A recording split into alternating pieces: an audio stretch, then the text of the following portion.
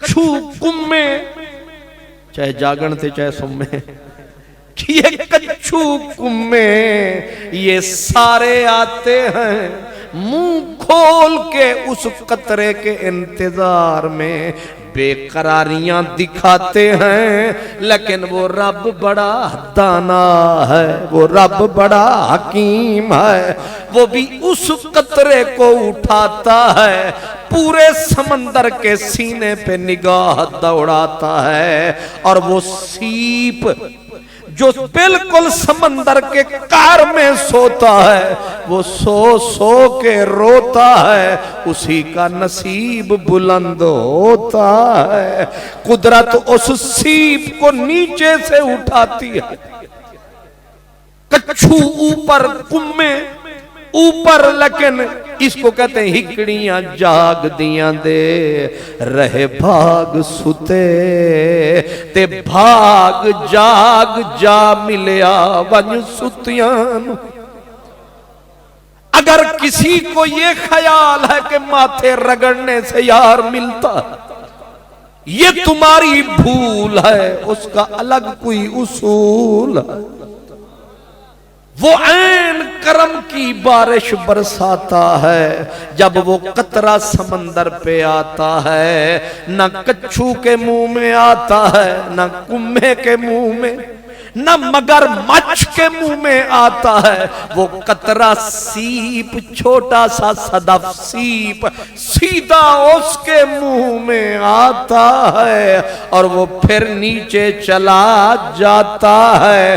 اس کو کہتے ہیں نہ گورے کو دیکھیں نہ کالے کو دیکھیں، پیا جس کو چاہے سہاگن وہی ہے۔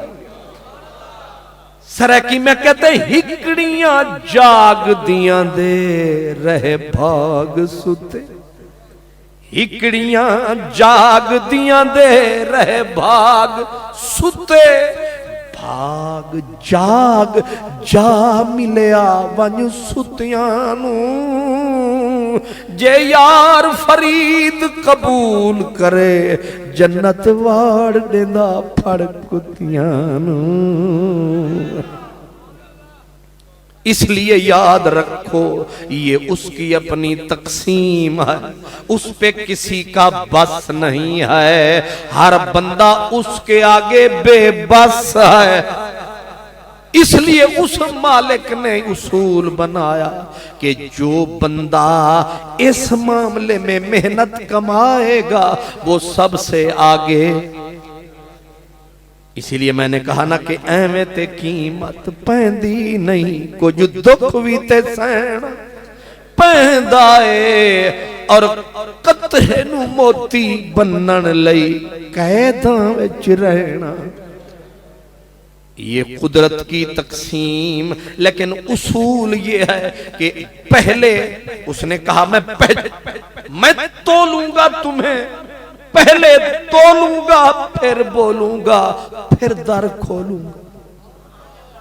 پہلے کیوں کس لیے فرمایا یاد رکھ ہماری راہ راہ وفا ہے، اور راہ وفا میں ہر سو کانٹے، راہ وفا میں ہر سو کانٹے، دھوپ زیادہ سائے کم، وفا کی راہ اوکھی ہوتی ہے، وفا کی راہ مشکل ہوتی ہے۔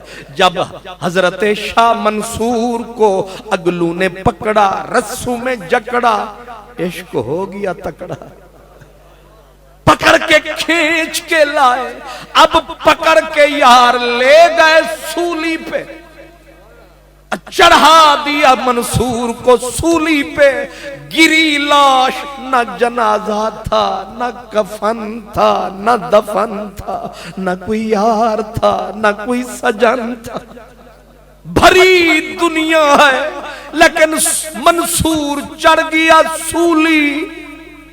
کیا یہ بندہ تھا کوئی معمولی؟ چڑھ گیا سولی، اب کوئی نہ آیا، حضرت شبلی دیوانہ روتا تڑپتا ہوا آیا، آکے سولی پہ چڑھے ہوئے اب پڑھاتا لاشا یوں، آکے اور کوئی نہ رویا، شبلی رویا، روتے روتے ایسے اوپر کیا منہ، نکلا منہ سے عشق کا دھوں، کہا اچھا محبوب ہے تو، اب لفظ کیا ہے؟ سوال کرنے لگے اس سے، کہنے لگے اپنے چاہنے والوں سے، میری جان کوئی یوں کرتا؟ یہ کون سا انصاف ہے؟ دشمن تیرے سکھ میں، چاہنے والے تیرے دکھ میں، دشمنوں کو تخت پہ بٹھاتا ہے، اپنے پیاروں کو کربلاؤں میں کٹواتا ہے، یہ کیسا تیرا دستور ہے؟ صدا آئی شبلی ہم جان کے ایسا کرتے، کہا کیوں؟ جو بھی آیا اسی کو تو نے رکھ کے عشق کسائی تے چھری وگائی۔ میاں محمد بخش کہتے ہیں عشق کسائی چھری وگائی تے کوہندہ دے دے لتا، تو انو سمجھ آوے متا، عشق کسائی تے چھری وگائی تے کوہندہ دے دے لتا، تے چوہیں گٹھی حکم اسے دا کس پاسے نس وتا، کدھر جاؤں کہاں جاؤں نہ شہر نہ گاؤں، اور تیرے بن امان نہ پاؤں، تو بول میں کہاں جاؤں؟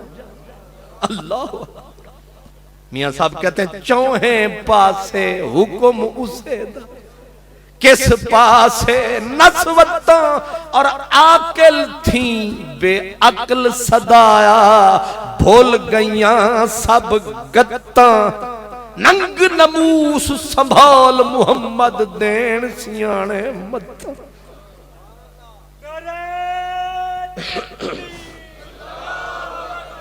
نعرہ تکبیر، نعرہ رسالت، نعرہ رسالت، نعرہ حیدری، نعرہ غوثیہ۔ یاد رکھو یہ اصولی بات ہے، یاد رکھو۔ کہتے ہیں منصور پڑی تھی لاش، شبلی پوچھتا تھا مالک سے کیوں ایسا کرتے ہو؟ اس نے کہا ہم جان کے ایسا کرتے ہیں۔ کہا کیوں؟ کہا اس لیے ہم اپنے پیاروں کو کس کے چھریاں لگاتے ہیں۔ کیوں؟ اس لیے تاکہ کوئی ناکارا نکما ہولا اس راہ میں پاؤں نہ دھرے، مرے تو یار مرے۔ اب اگلی بات بھی سن لیں۔ اس نے کہا کہ تجھے اور کوئی نہیں ملتا، جو تجھ سے پیار کرتا ہے تو اسی پہ وار کرتا ہے، یہ کیا تیری ریت ہے؟ اس نے کہا یہی ہماری ریت ہے۔ کہا کیوں؟ سرمد شہید نے آواز دی۔ اس نے کہا اس لیے کہ تو نے کبھی دیکھا ہے کہ مسلمان کسائی، جاگ کے سننا ہے، مسلمان کسائی کے پھٹے پہ کبھی کتے ذبح ہوتے دیکھے ہیں؟ مسلمان کسائی کے پھٹے پہ کتے ذبح نہیں ہوتے۔ کون؟ بکری، حلال چیز ذبح ہوتی ہے۔ کیوں؟ اس نے کہا کیونکہ ہمارے پھٹے پہ حرام کا گزر نہیں ہے، جو حرام ہے وہ کسی اور کے نام ہے، اور جو حلال ہے وہ محمد کی آل ہے۔